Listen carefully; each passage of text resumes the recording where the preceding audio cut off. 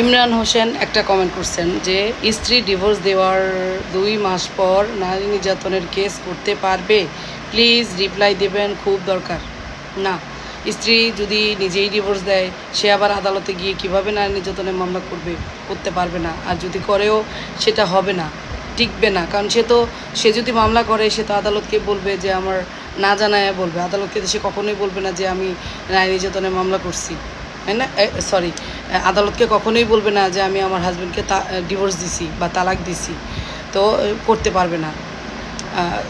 এখন 2 মাস পরে সে নির্যাতনের মামলা করতেই পারবে না। নির্যাতনের মামলা করতে হলে স্বামী স্ত্রী সম্পর্ক থাকতে হইব। কারণ নারী নির্যাতনের যে 11 গ ধারা সেখানে হইল যে যৌতুক চায়া স্বামী যদি মারধর করে সেক্ষেত্রে 11 গ ধারা আসে নারী নির্যাতনের মামলায়।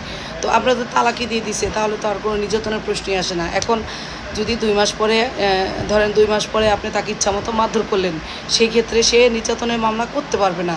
সে পারবে একটা মামলা করতে, সে হাসপাতাল থেকে মেডিকেল কাগজ নিয়ে, পুলিশ কেস লেখা কাগজ নিয়ে সে আপনার বিরুদ্ধে দণ্ডবিধি আইনের 323, 324, 25, 26 যাই বলেন এই ধারায় মামলা করতে পারবে। কিন্তু সে নারী নির্যাতন আইনের 11 গ ধারায় মামলা করতে পারবে না।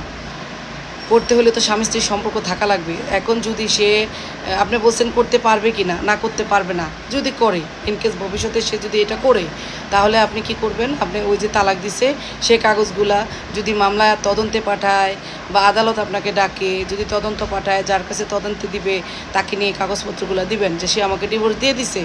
আর যদি আদালত আপনাকে ডাকে, আদালতে আইনজীবীর মাধ্যমে সে কাগজপত্রগুলো সাবমিট করবেন যে সে তো আমাকে ডিভোর্স দিয়ে দিছে, আমি তাকে কিভাবে যৌতুক চেয়ে নির্যাতন করলাম, তখন এই মামলাই থাকবে না। আশা রাখি বুঝতে পারছেন। ধন্যবাদ।